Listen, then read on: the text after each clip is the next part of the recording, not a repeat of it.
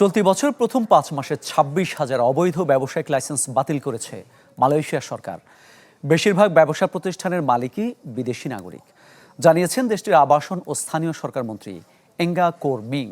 স্থানীয় কর্তৃপক্ষের নির্ধারিত নিয়ম লঙ্ঘন, লাইসেন্সের অপব্যবহার সহ বিভিন্ন অনিয়মের বিরুদ্ধে অভিযান চালিয়ে এসব লাইসেন্স বাতিল করা হয়। বৈধ ব্যবসা প্রতিষ্ঠানের স্বার্থরক্ষা, সুষ্ঠু ব্যবসায়িক পরিবেশ নিশ্চিত করা এবং আইন বহির্ভূত কার্যক্রম দমনের লক্ষ্যেই এমন পদক্ষেপ।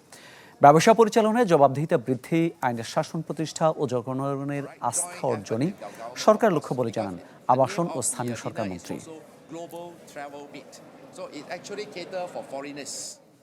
নগদ নিয়ে এলো হার না মানা হার অফার। সর্বনিম্ন ১০,০০০ টাকা রেমিটেন্স নগদে পাঠালে থাকছে স্বর্ণের হার জেতার সুযোগ। দর্শক, এ বিষয়ে আরো খবর জানাতে চাই আপনাদের। মালয়েশিয়া থেকে আমাদের সঙ্গে যুক্ত হচ্ছেন সহকর্মী ওয়াহিদ সোহান। যে ২৬,০০০ ব্যবসায়িক লাইসেন্স বাতিল করা হয়েছে, এই তালিকায় বাংলাদেশি কোনো প্রতিষ্ঠান আছে কিনা? আর এই যে ব্যবসায়িক লাইসেন্সের বাতিলের যে প্রক্রিয়া, এর ফলে প্রবাসীদের কর্মসংস্থানে কোনো প্রভাব পড়তে পারে কি? জি, আদিকে আপনাকে ধন্যবাদ। আপনি যেমনটি বলছিলেন, আসলে মালয়েশিয়ার আবাসন মন্ত্রী এবং তিনি যে কথাটি বলছিলেন যে আসলে মালয়েশিয়াতে গত ৫ মাসে প্রায় ২৬,০০০ লাইসেন্স বাতিল করা হয়েছে, যেগুলো ক্ষুদ্র মাঝারি ব্যবসায়ী এবং কিছু বড় ব্যবসায়ী রয়েছে।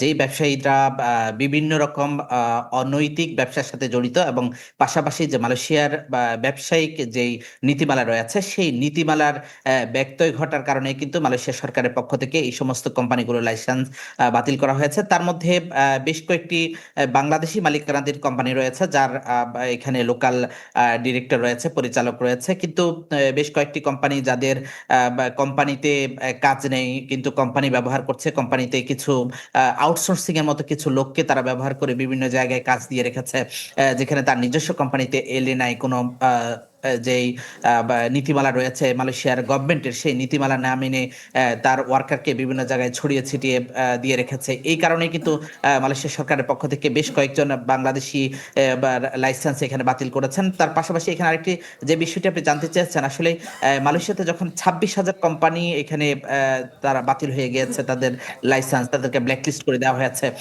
আমরা বেশ কয়েকটি কোম্পানির কাছ থেকে এবং আমাদের বাংলাদেশি কর্মীর কাছ থেকে আমরা যতটুকু জানার সুযোগ হয়েছে, প্রায় কয়েক হাজার বাংলাদেশি কর্মী যারা এই লাইসেন্সগুলো ব্ল্যাকলিস্ট হয়ে যাওয়ার কারণে, বাতিল হয়ে যাওয়ার কারণে কিন্তু তারা তাদের ভিসা নবায়ন করতে পারছেন না। এই কারণে কিন্তু তারা বেশ জটিলতার মধ্যে রয়েছেন এবং ইতিমধ্যে আপনারা জানেন যে মালয়েশিয়ার আইন শৃঙ্খলা রক্ষাকারী বাহিনী শুধুমাত্র লাইসেন্স বাতিল করেই তারা কিন্তু ক্ষান্ত হচ্ছে না। এখানে তারা যে বিষয়টি থাকছে যে অসংখ্য অভিবাসীকে তারা আটক করছেন, সে আটকের পরিপ্রেক্ষিতে কিন্তু এখানে যেই পর্যায়টি তৈরি হচ্ছে, সেখানে আমাদের বৈধ কোম্পানিতে তারা এসে বৈধ কোম্পানির বৈধতা যখন ব্ল্যাকলিস্টের মধ্যে চলে গেছে বা লাইসেন্স বাতিল হয়ে গেছে, কিন্তু এই সমস্ত অভিবাসীরা এই মুহূর্তে চরম বিপাকের মধ্যে রয়েছে, কর্মহীন হয়ে পড়েছে। এই পরিস্থিতিতে আসলে যে বিষয়টি সব থেকে বেশি জরুরি সেটি হলো যে এই যে ২৬,০০০ কোম্পানি এখানে বাতিল হয়ে গেছে, সেটি বাংলাদেশ হাই কমিশনের পক্ষ থেকে মালয়েশিয়া সরকারের সাথে আলোচনা করে আসলে কোন কোম্পানিতে আমাদের কত ওয়ার্কার রয়েছে বা তারা কি অবস্থায় রয়েছে,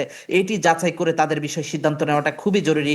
যদি না হয় তাহলে আসলে মালয়েশিয়ায় আমাদের বাংলাদেশি কর্মীরা বড় ধরনের বিপর্যয়ের মধ্যে পড়তে পারে বলে আশা করছেন এখানে মালয়েশিয়া থাকা অভিবাসীরা। অনেক ধন্যবাদ আপনাকে।